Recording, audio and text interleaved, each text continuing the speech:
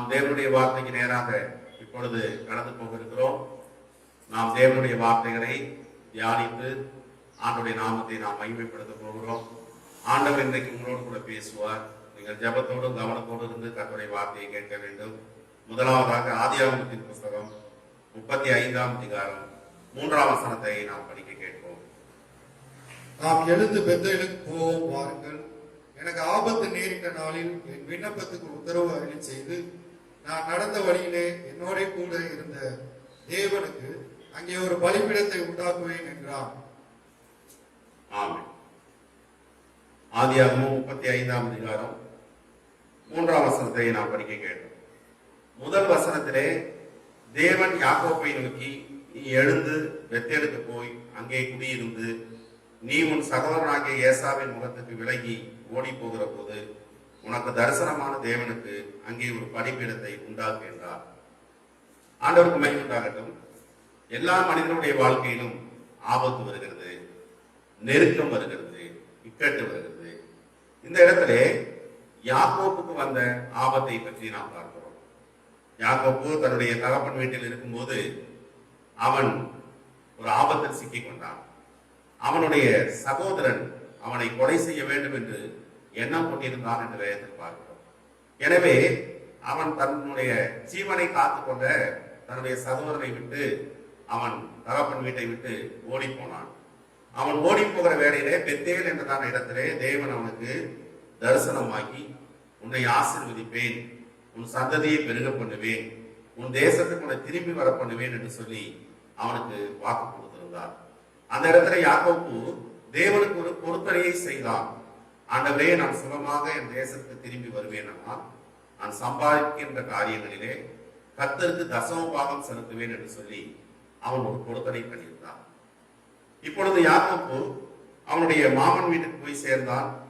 ஏறத்தாழ 20 வருஷங்கள் அவன் அந்த மீதியான் தேசத்திலே அவன் காணப்படுகிறான். 20 வருஷங்கள் ஆடு மாடுகளை அவன் அங்கு வைத்துக் கொண்டிருக்கிறான். அவனுக்கு மனைவி, பிள்ளைகள் என்று சொல்லி வேலைக்காரர்கள் எல்லாம் உண்டாகி அவன் விருத்தி அடைந்து விட்டான். தேவன் அவனோடு கூட இருந்து அவனை ஆசீர்வதித்தார். இப்பொழுது அவனுக்கு ஒரு ஆபத்து வருகிறது. அந்த லாபான் வீட்டிலே அவனுக்கு அங்கு ஆபத்து வருகிறது.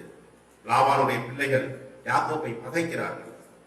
யாக்கோப்பினுடைய மைத்துனர்கள் யாக்கோப்பை பகைக்கிறார்கள்.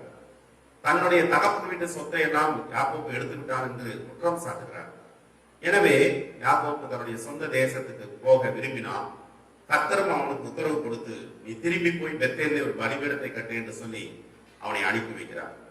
அவன் தன்னுடைய வீட்டாரை எல்லாம் 2ஆம் வசனத்திலே யாக்கோப்பு தன் வீட்டாரையும் தன்னோட கூட இருந்த மற்ற அனைவரையும் நோக்கி, உங்களிடத்தில் இருக்கிற அந்நிய தெய்வங்களை விலக்கி போட்டு உங்களை சுத்தம் பண்ணி கொண்டு உங்கள் வஸ்திரங்களை மாற்றுங்கள். நாம் எழுந்து பெத்தேலுக்கு போவோம் வாருங்கள்.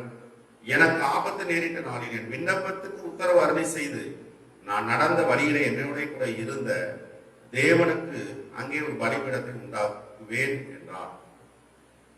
அழகாக சொல்கிறான், எனக்கு ஆபத்து நேரிட்ட நாளில் என் விண்ணப்பத்துக்கு உத்தரவு அருளி செய்து. ஆபத்து நேரிட்ட நாளில் விண்ணப்பத்துக்கு உத்தரவு அருளி செய்தார் கர்த்தர் என்று யாக்கோப்பு சொல்கிறார்.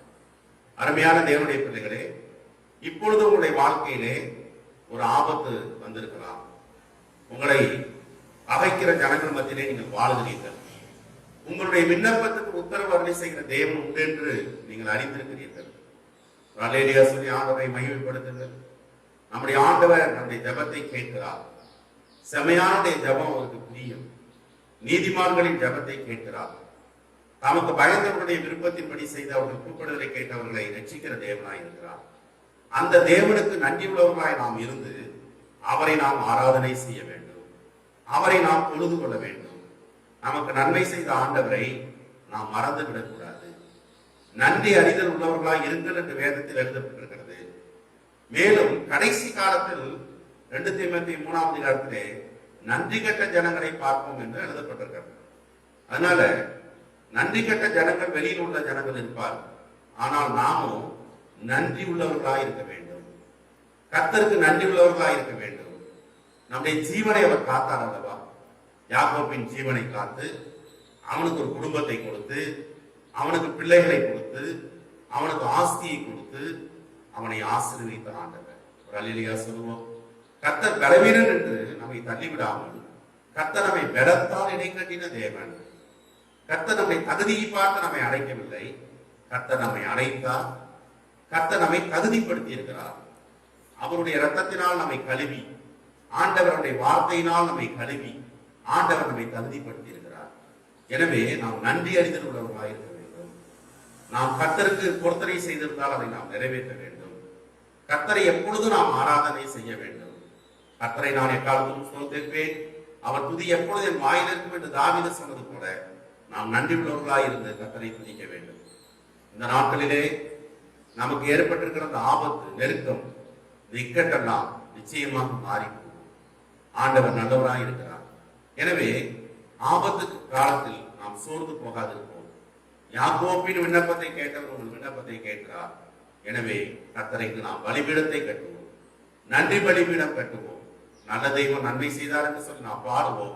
கர்த்தர் நம்மை ஆசீர்வதிப்பாராக. மேலும் இரண்டாவதாக 2 சாமுவேலின் புஸ்தகம் 22ஆம் அதிகாரம் 19ஆம் வசனத்தை நாம் இப்பொழுது படிப்போம். என் ஆபத்து நாளிலே எனக்கு எதிரிட்டு வந்தார்கள், கர்த்தரோ எனக்கு ஆதரவாய் இருந்தார்.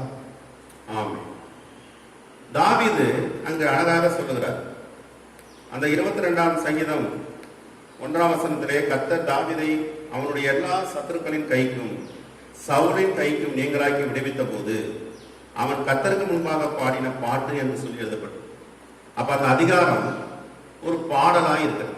அந்த பாடலிலே அவர் இப்படியாக சொல்கிறார். 19ஆம் வசனத்திலே சொல்லுகிறார், என் ஆபத்து நாளிலே எனக்கு எதிரிட்டு வந்தார்கள், கர்த்தரோ எனக்கு ஆதரவாய் இருந்தார். தாவீதுக்கு கர்த்தர் ஆதரவாய் இருந்தார்.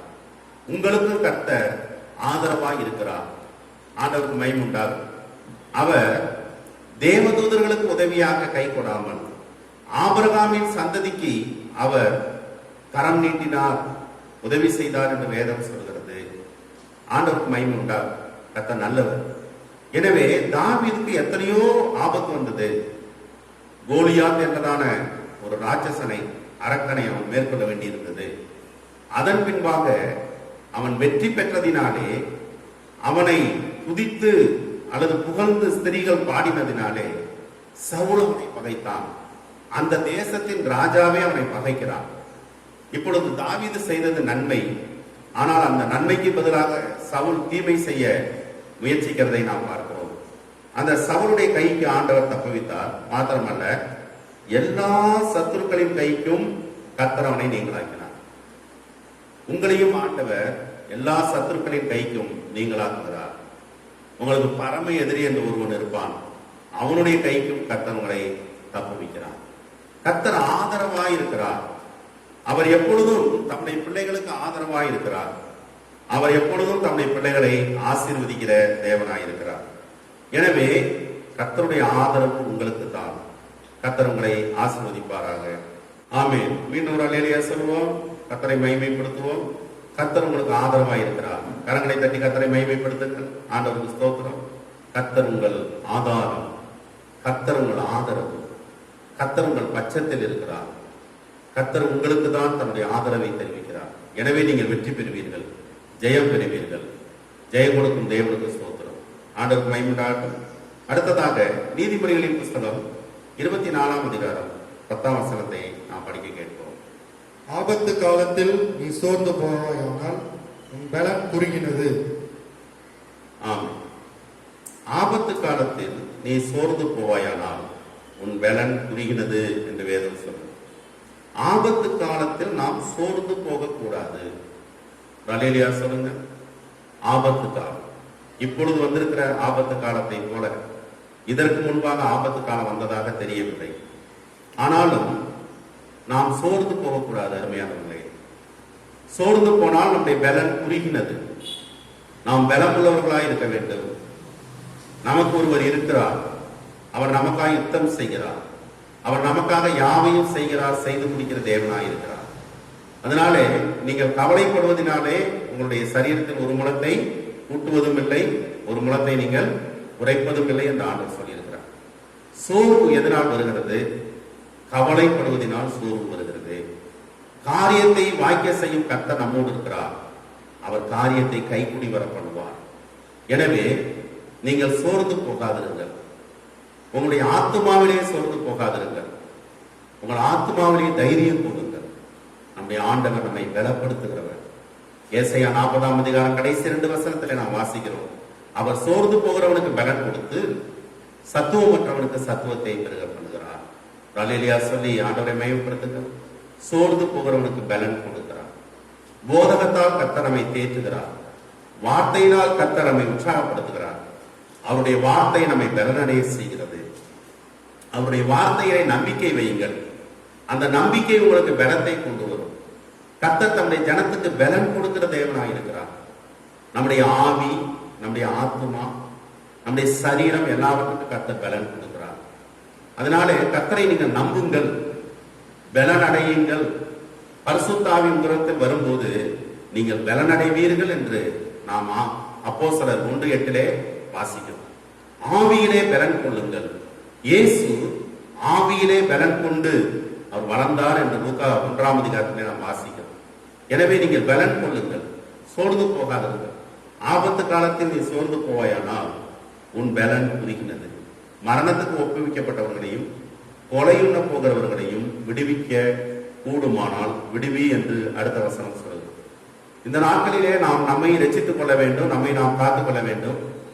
மரணத்துக்கு ஒப்புவிக்கப்பட்டவர்களாய் காணப்படுகிற ஜனங்களை நாம் மீட்டெடுக்க வேண்டும். கொலையுண்ண போகிறவர்களையும் நாம் விடுவிக்க வேண்டும் என்று வேதம் சொல்கிறது.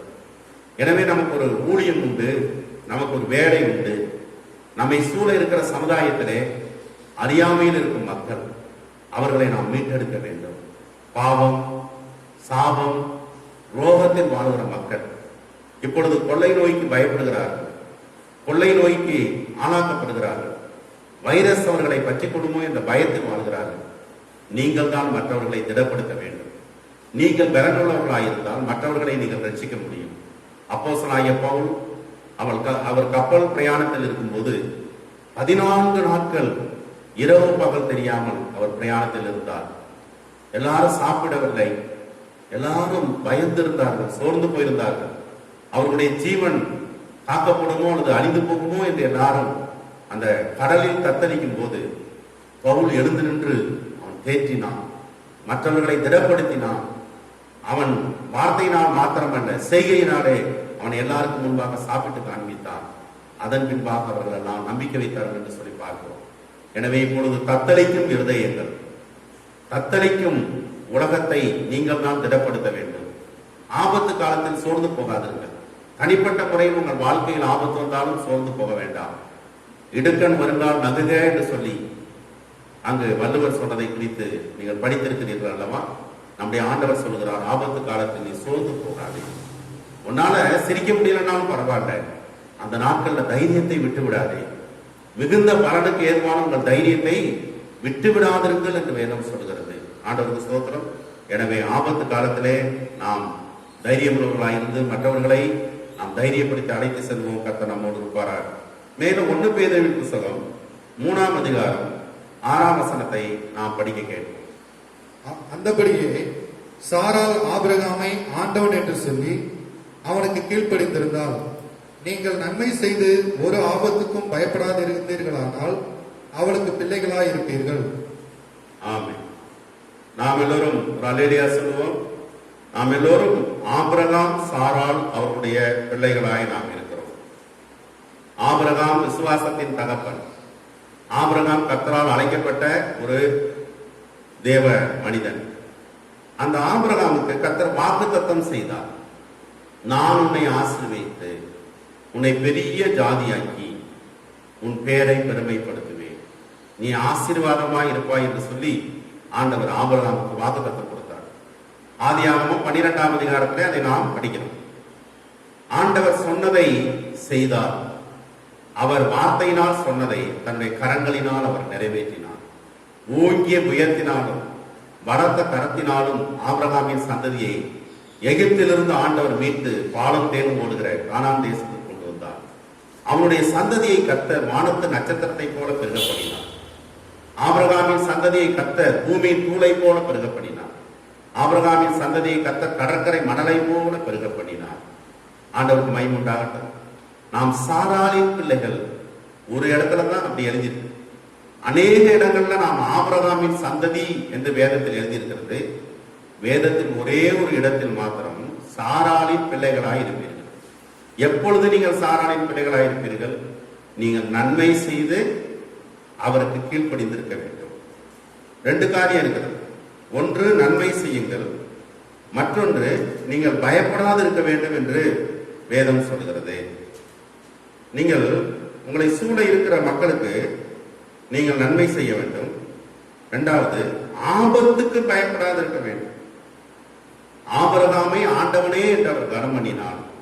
2வது, ஆபிரகாமுக்கு கீழ்ப்படிந்திருந்தார். அது அவங்க குடும்ப வாழ்க்கையில் உள்ள அழகான காரியம். ஆண்டவனே என்று தன்னுடைய புருஷனை மரியாதையாக அவர் கனம் பண்ணுகிறார். குடும்பத்துக்கு தலைவன், அந்த தலைவனுக்கு கட்டுப்பட்ட ஒரு நல்ல குடும்பம்.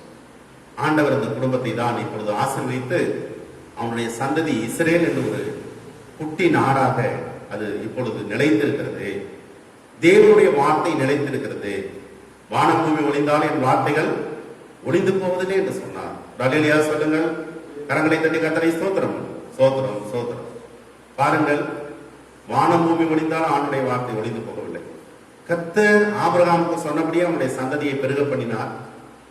ஆபிரகாமுக்கு சொன்னபடியே அவனுடைய சந்ததியை விடுவித்தார். ஆபிரகாமுக்கு சொன்னது போலவே அவனுடைய சந்ததி தவறு செய்த போது சிதறடித்தார். அதே சந்ததியை கர்த்தர் மீண்டும் கூட்டி சேர்ப்பேன் என்று சொன்னார், கூட்டி சேர்த்தார். தேவன் தம்முடைய வார்த்தையில் தவறி போகாத தேவன். அவர் உங்களுக்கு சொன்னதை செய்வார். நான் உனக்கு சொன்னதை செய்யும் அளவு உன்னை கைவிட மாட்டேன் என்று யாக்கோப்புக்கு சொன்னவர் யாக்கோப்பை ஆசீர்வதித்தார் அல்லவா? அவனுடைய மந்தையை இரட்டிப்பாய் பெருக பண்ணினார் அல்லவா? உன் தகப்பனுடைய யாக்கோப்பின் சுதந்திரத்தால் உன்னை போஷிப்பேன் என்று கர்த்தர் சொல்கிறார். ஆபிரகாமின் ஆசீர்வாதத்தை விட ஈசாக்கின் ஆசீர்வாதம் கூடுதலாயிருந்தது. ஈசாக்கின் ஆசீர்வாதத்தை விட யாக்கோப்பின் மந்தை பெரியதாயிருந்தது. எல்லாரும் கர்த்தரை மகிமைப்படுத்துங்க, அல்லேலூயா சொல்லுங்க. வர வர நீங்கள் விருத்தி அடைவீர்கள். வர வர உங்களுக்கு முன்னேற்றம் உண்டாகும். கர்த்தருடைய ஞானத்தில் நீங்கள் வளருவீர்கள். கர்த்தருடைய அறிவில் நீங்கள் வளருவீர்கள். கர்த்தருடைய ஆசீர்வாதம் உங்களுக்கு பெருகிக் கொண்டே இருக்கும். எனவே நீங்கள் நன்மை செய்து ஆபத்துக்கு பயப்படாதே. ஆபிரகாமுக்கு வந்த எல்லா ஆபத்திலும் சாராள் கூட இருந்தால், எல்லா ஆபத்திலும் அவன் பயப்படாது இருந்தால், எனவே கர்த்தர் ஆசீர்வதித்தார். அதனால் நீங்க பயந்துடக்கூடாது. பயப்படாதே என்று கர்த்தர் சொல்கிறார். 365 முறை வேதத்திலே பயப்படாதே என்ற வார்த்தை எழுதியிருக்கிறது. எது நடந்தாலும் பயப்படாதீங்க. என்ன வந்தாலும் எது நடந்தாலும் அப்பாவை ஸ்தோத்தரிப்பேன் என்று நீங்கள் ஸ்தோத்தரிக்க வேண்டும். பயப்பட மாட்டேன், நான் பயப்பட மாட்டேன் என்று சொல்லி நீங்கள் பாடல்களை பாட வேண்டும். எனவே இக்காலத்து பாடுகள் இனிவரும் மகிமைக்கு ஒப்பானது அல்ல. அதி சீக்கிரத்தில் நீங்கிவிடும் இந்த லேசான உபத்திரவம். ஆண்டவருக்கு ஸ்தோத்திரம். அடுத்த வசனத்தை வாசிப்போம். சங்கீதங்களின் புஸ்தகம் 20ஆம் சங்கீதம் 1ஆம் வசனத்தை நாம் படிக்க கேட்போம். ஆபத்து நாளிலே கர்த்தர் உமது ஜெபத்தை கேட்பாராக. யாக்கோபின் தேவனுடைய நாமம் உமக்கு உயர்ந்த அடைக்கலமாவதாக. ஆமென். ஆபத்து நாளிலே கர்த்தர் உமது ஜெபத்தை கேட்பாராக. ஜெபமே ஜெயம், ஜெபமே ஜீவன். நீங்கள் ஜெபிக்கிறீர்கள், அது உங்களுக்கு ஜெயம். ஜெபிக்கிறீர்கள், அது உங்களுக்கு ஜீவன். நீங்கள் ஜெபத்திலே தரித்திருங்கள் என்று வேதம் சொல்கிறது. ஜெபத்துக்கு ஈடு இணை ஜெபம்தான். யாபேசின் ஜெபத்தை கேட்டு அவன் எல்லைகளை கர்த்தர் பெரிதாக்கினார் என்று வேதனை பார்க்க. உங்க எல்லை பெரிதாக போகும். இந்த சோதனை நாட்கள் முடிந்த பின்பாக, இந்த வேதனை நாட்கள் முடிந்த பின்பாக உங்க எல்லைகளை கர்த்தர் பெரிதாக்க போகிறார். நீங்கள் விசுவாசியுங்கள், அல்லேலூயா சொல்லுங்கள், ஆண்டவரை துதியுங்கள். கர்த்தர் அதை எப்படியும் செய்ய வல்லவராயிருக்கிறார். நடந்ததெல்லாம் நன்மைக்கு, நடப்பதெல்லாம் நன்மைக்கு. உங்களுக்கு இப்ப நடக்கிறதெல்லாம் நன்மைக்கு. இப்பொழுது உங்களுக்கு புரியாது, ஆனால் இனி ஒரு நாளில் நிச்சயமாய் புரியும். தேவனுடைய பிள்ளையை, இந்த வார்த்தைகளை கேட்டுக்கொண்டிருக்க அருமையான சகோதரனே, சகோதரியே, கர்த்தர் பின்னாளில் உனக்கு இதை விளங்கப்படுவார் என்று தீர்க்க தரிசனமாய் சொல்லுகிறேன். இப்பொழுது உனக்கு நெருக்கமாய் இருக்கலாம், இப்பொழுது உனக்கு மன வேதனையாய் இருக்கலாம், இப்பொழுது உனக்கு அது இக்கட்டாய் இருக்கலாம். ஆனால் இனி வரும் காலங்களில் நீ பெருகுவதற்காக கர்த்தர் இதை செய்கிறார். கர்த்தர் அதிசயங்களை செய்கிற தேவன். அவர் செய்வதையெல்லாம் நமக்கு விவரித்து சொல்வதில்லை, ஆனால் பின்னாட்களில் நாம் அதை உணர்ந்து கொள்வோம். அல்லேலூயா சொல்லுங்கள். கரங்களை தட்டி கர்த்தரை ஸ்தோத்தரிப்போம். ஸ்தோத்திரம், ஸ்தோத்திரம், ஸ்தோத்திரம். எனவே ஆபத்து நாளிலே கர்த்தர் உமது ஜெபத்தை கேட்பாராக. இங்க எங்கு சென்றாலும் ஜெபியுங்கள். நீங்கள் நடந்தாலும் ஜெபியுங்கள், உட்கார்ந்திருந்தாலும் ஜெபியுங்கள், படுத்திருந்தாலும் ஜெபியுங்கள், பயபக்தியோடு முழங்கால் பண்ணிட்டு ஜெபியுங்கள். ஜெபிக்கிற மனிதன் எப்பொழுதும் குறைவுபட்டு போவதில்லை. ஜெபிக்கிற மனிதனை தொடர்ந்து அற்புதங்கள் பின் வந்து கொண்டே இருக்கும். அனுதினம் கர்த்தர் அற்புதங்களை செய்வார். ஜெபிக்கிற மனிதன் பற்றி இருக்க மாட்டான். ஜெபிக்கிற மனிதன் எந்த குறைவும் பட மாட்டான். ஜெபிக்கிற மனிதனுக்கு தூதர்கள் வந்து உதவி செய்வார்கள். எலியாவுக்கு தூதன் வரவில்லையா? எனவே கர்த்தர் நமக்கு உதவி செய்ய தூதர்களை அனுப்புவார். யாக்கோபை சந்திக்க தூதர்கள், அவர்கள் ஏறுகிறவர்களும் இறங்குகிறவர்களுமாய் காணப்பட்டார்கள் என்று சொல்லிப்பார்கள். நம்முடைய ஆண்டவர் எல்ஷடாய், அவர் சூரியனும் கேடகமாகிய தேவன், தாயும் தந்தையும் ஆனவர். அவர் உங்களை மறக்கவே மாட்டார். அவர் நிச்சயமாகவே உங்களை ஆதரிப்பார். அவர் நிச்சயமாகவே உங்கள் ஜெபங்களுக்கு பதிலை தூதர்களிடத்திலே கொடுத்து அனுப்புவார். தானியேல் ஜெபித்த போது அவனுடைய ஜெபத்துக்கு தடை வந்தது. ஆனால் அந்த தூதன் வந்து சொல்லுகிறான், நீ ஜெபிக்க ஆரம்பித்த போதே, பிரியமான புருஷனாகிய தானியேலே, நீ ஜெபிக்க ஆரம்பித்த போதே உனக்கு பதிலை கர்த்தர் கொடுத்து விட்டார். வருகிற வழியிலே அதை சாத்தான் தடை பண்ணினான். ஆனால் அவனுக்கு உதவியாக மிகாவேல் தூதன் வந்து அவன் யுத்தம் செய்து காபிரியேலும் மிகாவேலும் அந்த இடத்திலே வந்தார்கள் என்று பார்க்கிறோம். ஆண்டவருக்கு ஸ்தோத்திரம். எனவே உங்கள் ஜெபத்துக்கான பதில் வந்து கொண்டிருக்கிறது. நீங்கள் பொறுமையோடு காத்திருங்கள். 40ஆம் சங்கீதம் 1ஆம் வசனத்திலே, நான் கர்த்தருக்கு பொறுமையுடன் காத்திருந்தேன், அவர் எனக்கு செவி கொடுத்தார். அதனால் உங்கள் ஜெப வாழ்க்கையிலே நீங்கள் சோர்ந்து போக வேண்டாம். ஜெப வாழ்க்கையை விட்டுவிட வேண்டாம். உங்கள் ஜெபத்தினாலே நீங்கள் பெரிய அறுவடையை செய்ய போகிறீர்கள். அடுத்ததாக பிரசங்கியின் புஸ்தகம் 11ஆம் அதிகாரம் 2ஆம் வசனத்தை நாம் படிக்க கேட்கிறோம். 7 பேருக்கும் 8 பேருக்கும் பங்கிட்டு கொடு.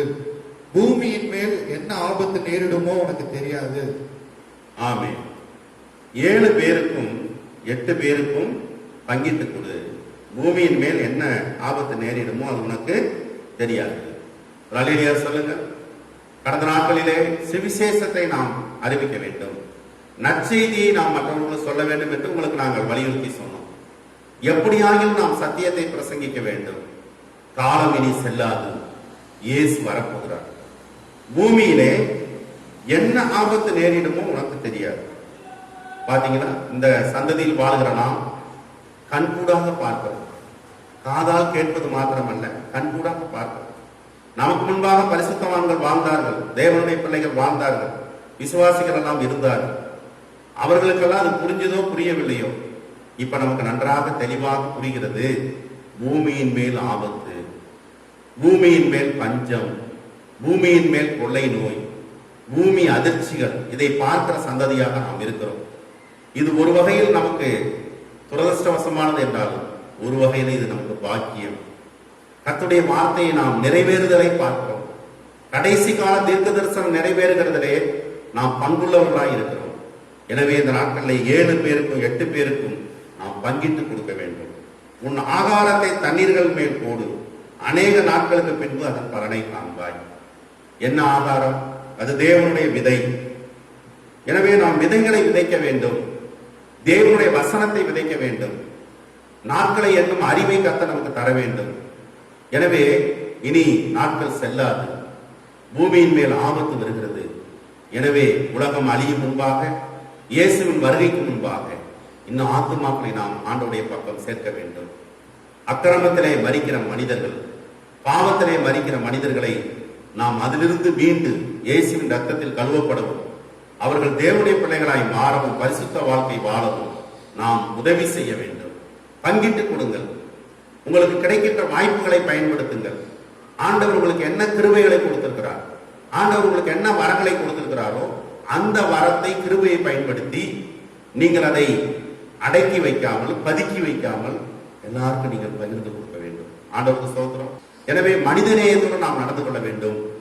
நமக்கு மாத்திரம் நாம் வைத்துக் கொண்டு இருக்கக்கூடாது, பகிர்ந்து கொடுக்க வேண்டும். சுவிசேஷ புத்தகத்தில் வாசிக்கிறோம், ஒருவனுடைய நிலம் அதிகமாய் விளைச்சல் கண்டுவிட்டது, மிகுந்த அறுவடை. அவன் சொல்லுகிறான், எல்லாவற்றையும் நான் தானியத்தை சேர்த்து வைப்பேன், என் ஆத்துமாவே நீ புசி. தனக்கு மாத்திரம் அவன் சிந்தித்தான். ஆண்டவர் அவனை பார்த்து, இந்த இரவு உன்னுடைய ஆத்துமா எடுத்துக்கொள்ளப்பட்டால் அது யாருடையதாகும் என்று கேட்டார் என்று சொல்லி நாம் அருமையான இந்த சம்பவத்தை நாம் படிக்கிறோம். எனவே பூமி வாழ்க்கை நிலையற்றது, நம்முடைய ஜீவன் நிலையற்றது. நாம் மற்றவர்களுக்கு பகிர்ந்து கொடுக்க வேண்டும். ஈதல் இசைப்பட வாழ்தல் என்று திருவள்ளுவர் சொல்லியிருக்கிறார். எனவே நாம் மற்றவர்களுக்கு கொடுக்க வேண்டும், பங்கிட்டு கொடுக்க வேண்டும். அதற்காகவே கர்த்தர் நம்மை வைத்திருக்கிறார். கர்த்தர் நம்மை சோதித்து பார்க்கிறார். உங்களுடைய கரத்திலே பணத்தையும் செல்வத்தையும் உணவையும் கர்த்தர் கொடுத்து இதை நீங்கள் பங்கிட்டு கொடுப்பீர்களோ, அவரை போல நீங்கள் மாறி இருக்கிறீர்களா, சம்பூர்ண புருஷர்களா இருக்கிறீர்களா என்று ஆண்டவர் சோதித்து பார்க்கிறார். எத்தனை வருஷம் வசனம் கேட்டாலும், எத்தனை முறை வசனத்தை படித்தாலும் உணராத மக்களாய் நாம் இருக்கக்கூடாது. எனவே நாம் தேவ சாயலில் மாற வேண்டும். அவர் அன்புள்ள பிதா, அவர் சம்பூர்ணமாய் கொடுக்கிறவர். வாரி இறைத்து விருத்தி அடைவாரும் உண்டு. உங்களால் இயன்றவரை விதைகளை விதையுங்கள், தேவனுடைய வசனத்தை விதையுங்கள், நன்மை செய்யுங்கள். இதற்கென்றே நீங்கள் அழைக்கப்பட்டிருக்கிறீர்கள். கர்த்தர் உங்களை ஆசீர்வதிப்பாராக. கடைசியாக ஒரு வசனத்தை நாம் படித்து நாம் ஜெபித்து முடிக்க போகிறோம். வெளிப்படுத்தின விசேஷம் 12ஆம் அதிகாரம் 12ஆம் வசனத்தை படிக்க கேட்போம். ஆகையால் பரலோகங்களே, அவைகளில் வாசமாயிருக்கிறவைகளே களி கூறுங்கள். பூமியிலும் சமுத்திரத்திலும் குடியிருக்கிறவர்களே, ஐயோ, பிசாசானவன் தனக்கு கொஞ்ச காலம் மாத்திரம் உண்டென்று அறிந்து மிகுந்த கோபம் கொண்டு உங்களிடத்தில் இறங்கினபடியால் உங்களுக்கு வரும் ஆபத்து வரும் என்று சொல்ல கேட்டேன். ஆமென். அல்லேலூயா சொல்லுவோம். அங்கு ஆபத்து வருகிறது என்று சொல்லிப்பார். கொஞ்ச காலம் மாத்திரம் தனக்கு இருக்கிறது என்று சாத்தான் அறிந்து அவன் வேகமாக கிரியை செய்கிறான், அவன் பலமாக மோதுகிறான். அதனாலே ஆபத்து வருகிறது. அவனுக்கு கொஞ்ச காலம் தான், நமக்கு கொஞ்ச காலம் தான். நாம சீக்கிரம் ஏசப்பாவை சந்திக்க போறோம், சீக்கிரமா நாம எல்லாம் பரலோகத்துக்கு போக போறோம். இந்த பூமி நிலையற்றது, இந்த பூமி அழிய போகிறது. சாத்தான் எவ்வளவு வேகமாய் மோதினாலும் அவனை விட பெரிய தேவன் நமக்குள்ளே இருக்கிறார். உலகத்தில் இருப்பவனிலும் உங்களில் இருக்கிறவர் அவர் பெரியவராய் இருக்கிறார். எனவே பூமியில் ஆபத்து தான் வரப்போகிறது. இனி நாட்கள் வர வர ஆபத்துகள் கூடும். அந்த உபத்திரவத்தின் காலம் மகா உபத்திரவத்தின் காலம் என்று சத்தியத்தை ஏற்கனவே அறிந்திருக்கிறீர்கள்.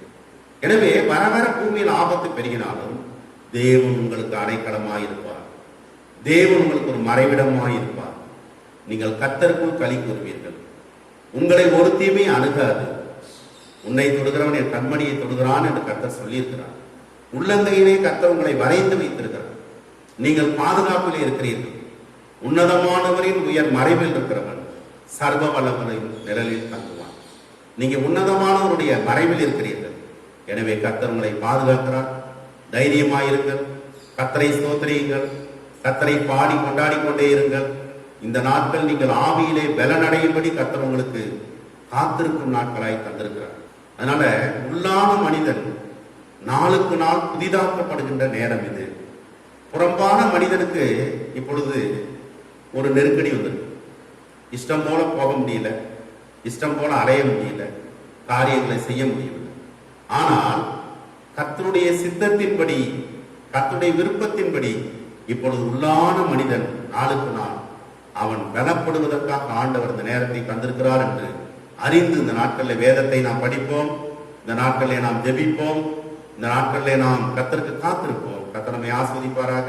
நாம் எல்லாரும் கண்களை மூடி ஜெபிப்போம். கர்த்தர் நம்மை ஆஸ்வதிப்பாராக. ஆமென்.